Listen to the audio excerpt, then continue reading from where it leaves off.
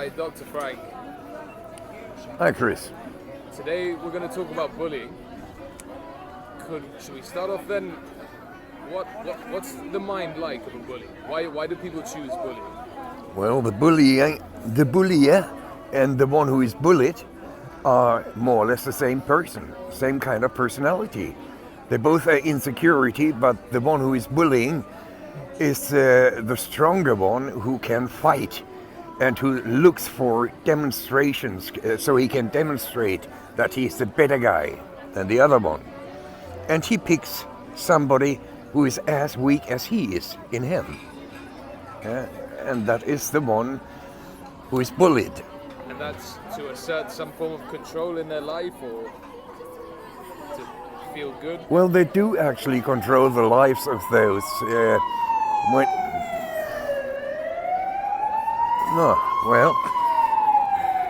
He's trying to bully us, the ambulance or the fire brigade. Well, okay, what is he doing? He creates a fear inside the victim. If you look at a little boy, a little girl, they're scared of going to school. Scared every single morning. They are often wetting the bed during the night because they simply can't cope with their situation. And you have those who already at the age of 8, 9 are suicidal. Waking up in the morning and knowing that you're going to be beaten up, you're going to be harassed, you're going to be called all kind of things, and that you afterwards you are afraid of every break because then they are the same again, and you always feel inferior. You feel like you don't belong anywhere, and a person who is bullied very often does things like being the clown of the class in the hope that somebody might like it, and the only ones who do like it are those who can laugh at you, not with you. And the teachers definitely do not laugh and do not like it. I'm a qualified teacher from the teacher training school in Malmö, Sweden, and I always felt with my kids there who were bullied because I had been bullied myself when I was a kid. I will never forget the enormous fear that I had, and I could always recognize the fear in those kids.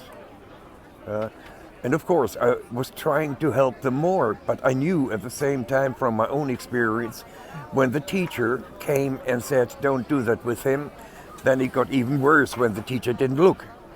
Because then, teacher's darling, and so on. So bullying is something of the worst that people can go with. The strange thing is, we think that people when they grow up, when they are wiser and older, that they will stop with that shit. No, they're not. Look at any company, anywhere, and you will always find somebody who is trying to put himself on top of you, bully you, and make life to hell for you.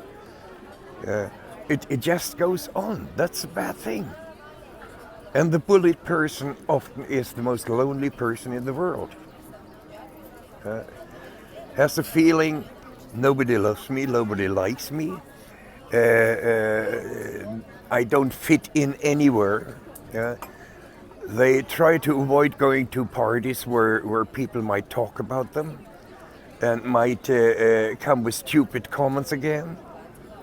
They try to avoid public things because in public things is a danger as well. And what would you say? I know this is quite a big problem for parents. Parents whose children get bullied at school. It seems to be out of their control to prevent it, apart from talking to the teachers or talking to the parents. What advice do you normally give to parents? The only advice I can give to them is train your kids.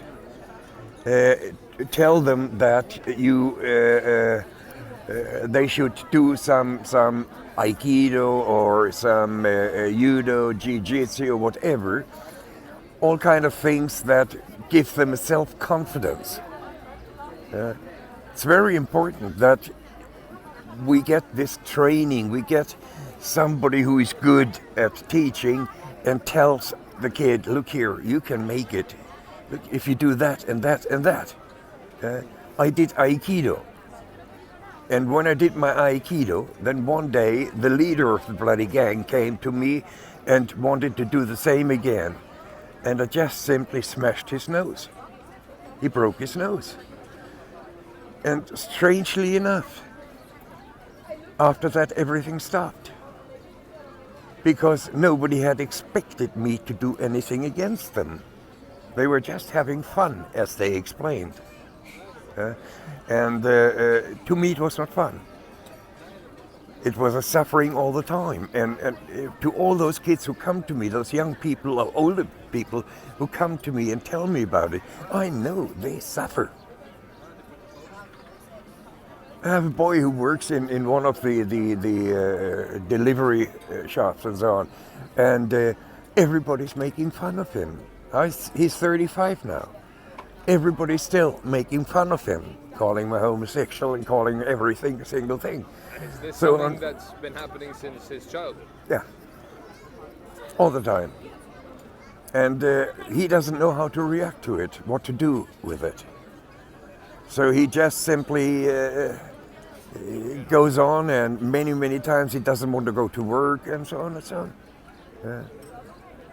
Many times they come too late for not meeting people before work and already getting the shit there. So and they go earlier, just not having to meet them outside afterwards. It's terrible. You always feel outside. Always feel not liked, not loved. And you don't know what you should do. You try to imitate others. Bad imitation doesn't work. Try to talk the same way as the others. Doesn't help. It just does not help.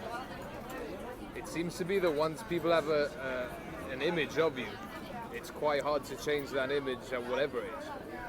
Yeah, because the image comes from inside. It's like when you have your ordinary teacher is gone at school, just a couple of days, and you have a substitute there. You see when this man or woman comes in, you see if you can bully them or if you have to be nice.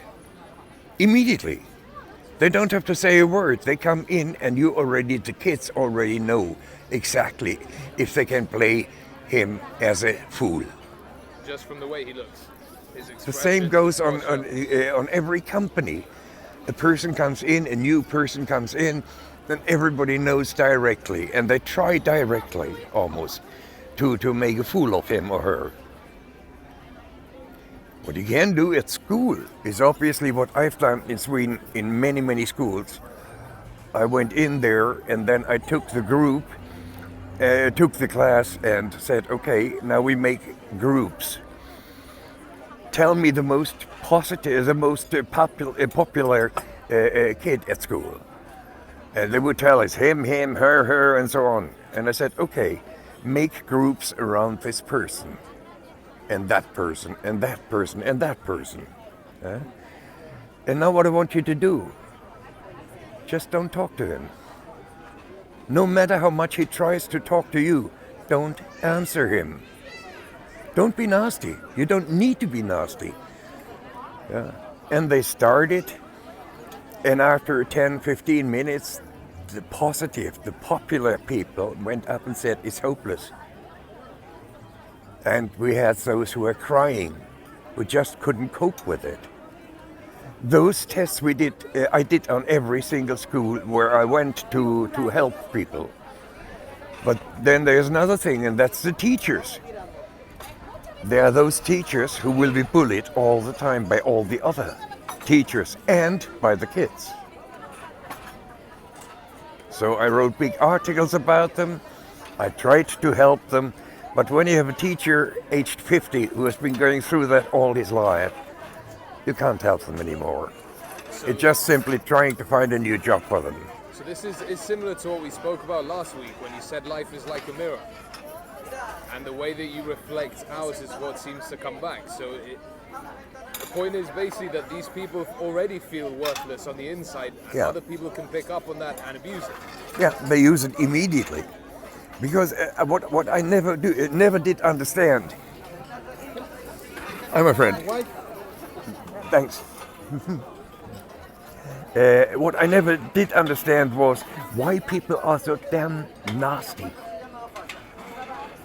There's so many people who are normally very nice and so on, but who in certain situations can be tremendously nasty to others and hurt people tremendously much. I don't understand why that is necessary. Like this guy, he comes to me and says hi. I was happy about it. Why should I be nasty to him? Just maybe because I know a lot about him? Who cares? He's trying his best, I'm trying my best. We respect each other.